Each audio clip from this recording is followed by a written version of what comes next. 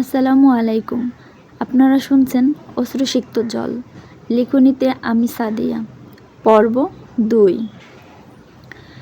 খায়রুল চৌধুরীর অমায়িক ব্যবহার শুনলে যে কেউ খুব সহজেই গলে যাবে। আঞ্জুমান বেগমের বড় দুলাভাইও তার কথায় গলে গিয়েছে। বড় দুলাভাই মনে মনে ভাবছে, শালিকার আমার পছন্দ আছে বটে, যেমনি দেখতে তেমনি তার ব্যবহার। খায়রুল চৌধুরী বলে উঠল, সবই তো ঠিক আছে ভাইজান, কিন্তু আপনি কে? বড় দুলাভাই একটু মুচকি হেসে বলল, আস্তে আস্তে আমাকে চিনতে পারবে। আজ তাহলে আসি। কে লোকটা? আজব তো, আমার পরিচয় নিয়ে গেল অথচ তার পরিচয় দিল না।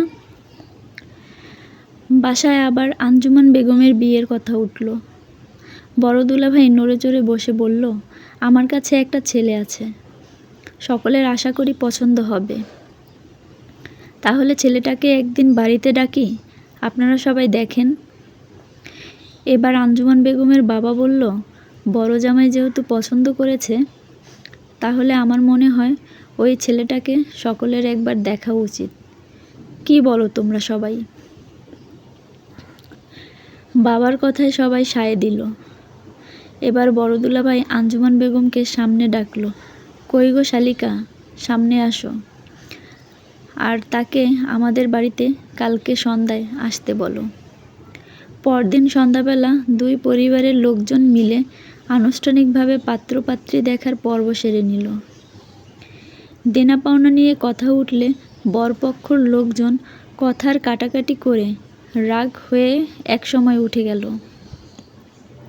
আঞ্জুমান বেগমের বাবা অনেক বেশি রেগে গেল, আমার বাকি মেয়েদেরকে আমি এত দেনা পাওনা দিয়ে বিয়ে দেইনি, দরকার হলে আমার মেয়েকে ঘরেই রেখে দিব, তারপরও এত চাওয়া পাওয়ার মাঝে আমার মেয়েকে বিয়ে দিব না। বড় জামাই, এখানে আমার মেয়েকে বিয়ে দেওয়ার কোনো দরকার নেই, অন্য ছেলে দেখো।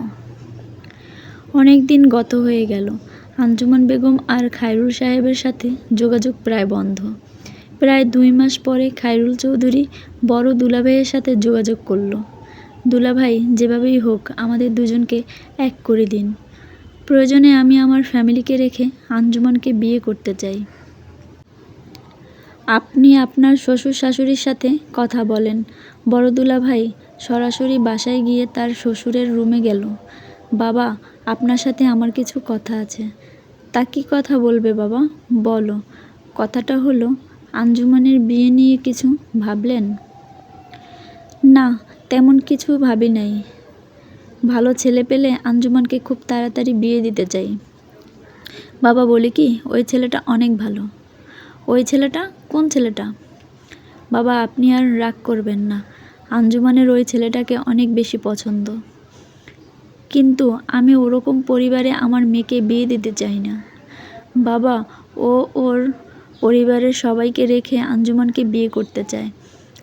দেখেন, আপনি যদি আঞ্জুমানকে অন্য কোথাও বিয়ে দেন, তাহলে আঞ্জুমান সুখী হবে না, ওর মনের মধ্যে অন্যরকম একটা কষ্ট রয়ে যাবে। যেভাবেই হোক বড় দুলাভাই বিয়েতে এবার রাজি করল বাবাকে। খায়রুল চৌধুরী পরিবারের অসম্মতিতে আঞ্জুমানকে বিয়ে করল। খায়রুল চৌধুরী কিছুদিন শ্বশুরবাড়িতেই রইল। আঞ্জুমান বেগম একদিন সন্ধ্যায় খায়রুল চৌধুরীর হাতে হাত রেখে বলল, আমাদের তো অনেক দিন হয়েছে বিয়ে হয়েছে, এবার আমরা চলো না নতুন একটা ঘর নেই, আর কতদিন বাবার বাড়িতে থাকবো। কথাটা তুমি মন্দ বলো নাই, আমরা সত্যিই একটা সুন্দর ঘর নেব, চলো কালকেই একটা বাসা দেখব। পরের দিন তারা একটা বাসা দেখে নিজেদের একটা সংসার পাতল। 2 বছর নিজেদের সংসার অনেক ভালোই চলছিল। খায়রুল চৌধুরীর একটা ছোটোখাটো ব্যবসা রয়েছে। খায়রুল চৌধুরী ব্যবসার জন্য একটু বাহিরে যেতে হবে, আর এই দিকে আঞ্জুমান বেগমও মা হতে চলেছে। ভুল ত্রুটি ক্ষমার দৃষ্টিতে দেখবেন। আমার গল্পটি ভালো লাগলে চ্যানেলটি সাবস্ক্রাইব করে আমার পাশেই থাকবেন। ধন্যবাদ।